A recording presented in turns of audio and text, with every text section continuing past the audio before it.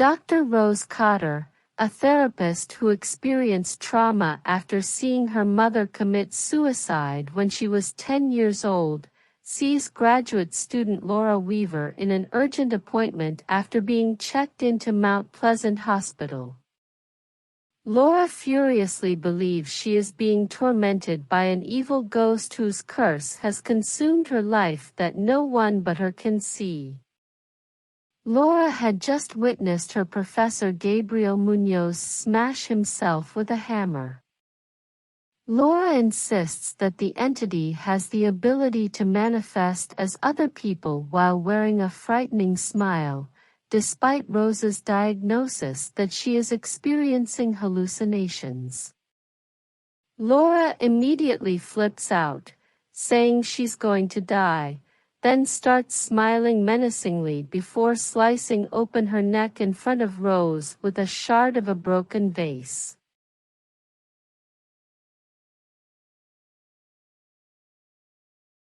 It comes out that Rose's ex-boyfriend Joel is one of the investigators who questions her about Laura's death.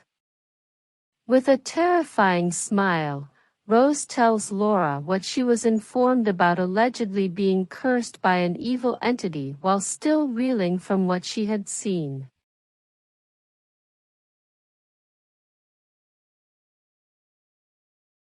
Rose starts to notice Laura grinning at her everywhere. Rose is motivated by the visions to research Gabriel Munoz's suicide, and she discovers that Gabriel had a peculiar smile on his face just before he died.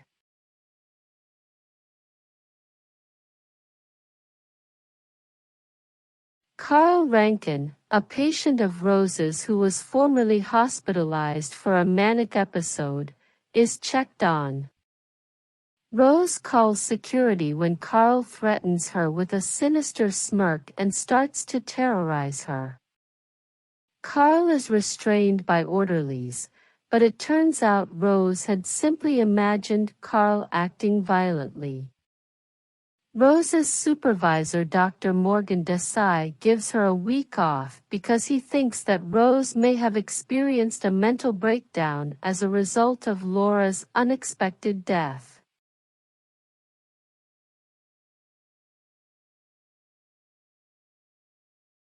Rose is at home alone when the security alarm sounds after another unsettling Laura vision. A security service operator appears to phone Rose and leave a mocking voicemail. Shortly after, Rose receives a call from the real operator. When Rose's fiancé Trevor gets home, she discovers that her cat is missing.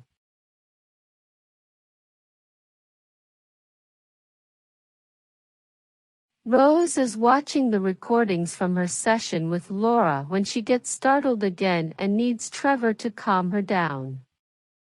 Rose sees Dr. Madeline Northcott, her former therapist, out of concern for her own mental health. Madeline interprets Rose's explanation that she is experiencing hallucinations as a result of her long-standing remorse over her mother's deliberate overdose. Madeline rejects Rose's request for a prescription for an antipsychotic drug.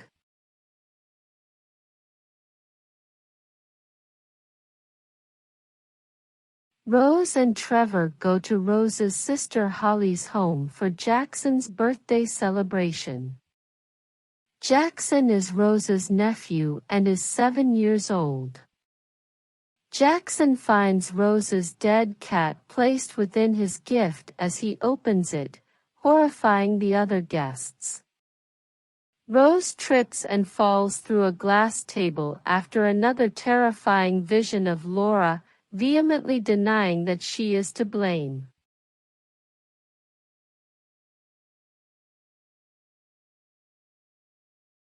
Rose tries to tell Trevor about the alleged curse that afflicted Laura, presumably being passed on to her as her sanity begins to crumble. Trevor dismissively accuses Rose of killing their cat and having a mental disorder like her mother.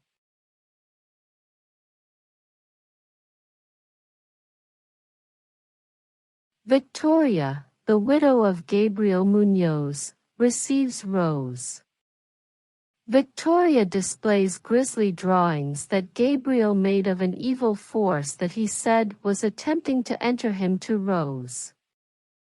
Also, Rose finds out that Gabriel was traumatized by the passing of his brother 20 years ago, and that he only started raving about the curse after witnessing a lady commit suicide at a conference.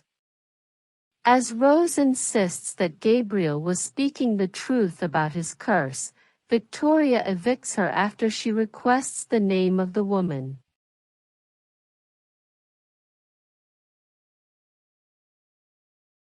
Joel is persuaded by Rose to assist her in putting together more clues.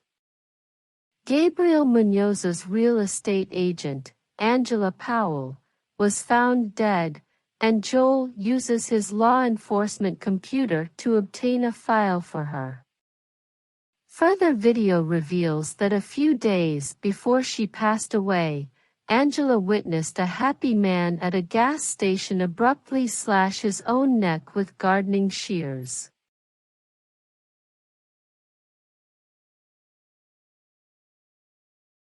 When Rose gets home, she discovers that Trevor had requested an intervention from Madeline due to Rose's troubling mental state.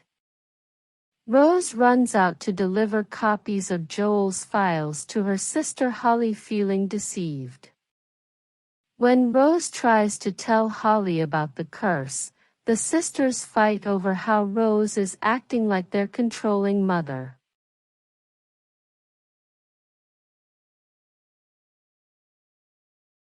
Joel phones Rose to let her know that more investigation has turned up a string of 20 incidents that are identical and involve witnesses to 19 suicides.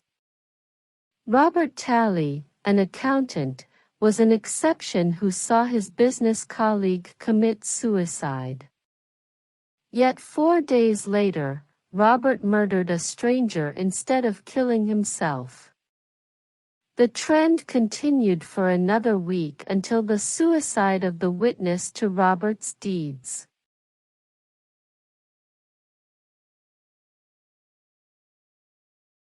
Joel visits Robert Talley's prison visitation with Rose.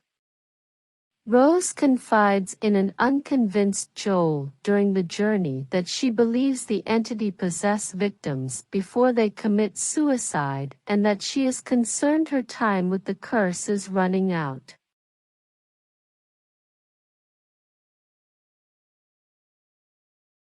At the jail, Robert tells Rose in confidence that the only way to free herself from the curse is to murder another person, but there must be a witness because the creature need trauma to survive.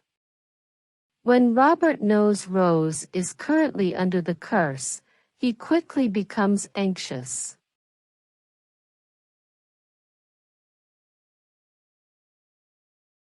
Madeline pays Rose a visit at her house. As the actual Madeline contacts Rose on the phone, Rose understands the apparition is posing as her. Rose is in danger from Madeline's grinning double.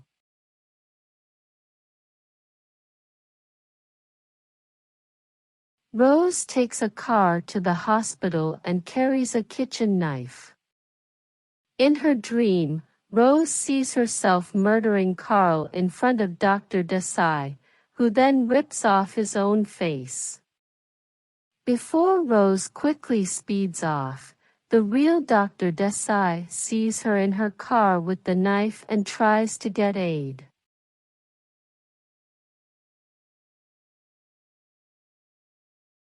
Based on their conversation with Rose's worried employer at the hospital, Joel calls to inform her that there is an APB out for her. Rose cryptically reveals that she will confront the thing and that she prefers to do it by herself so that no witnesses will also bear the curse.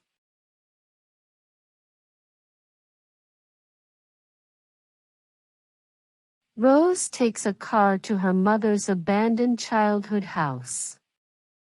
Rose has a vision of her mother inside, who accuses her of enabling her to die by failing to seek medical assistance when she discovered her overdose.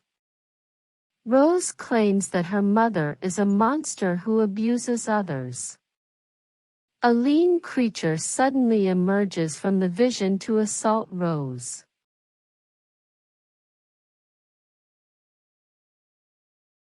Rose uses an oil lantern to ignite the beast.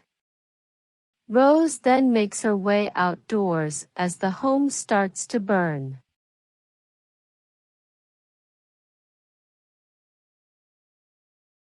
Joel receives a visit from Rose to express her regret for involving him in this predicament and for not being emotionally present while they were dating. Joel's eerie smile makes Rose believe she is still cursed.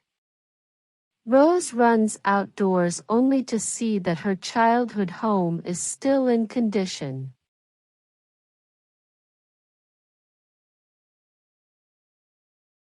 At the abandoned home, the real Joel shows up. Rose locks Joel outside to keep him safe as the monster rips open her mouth. Joel enters the house just in time to witness Rose light herself on fire while grinning menacingly. Please subscribe my channel. Thanks for watching this video.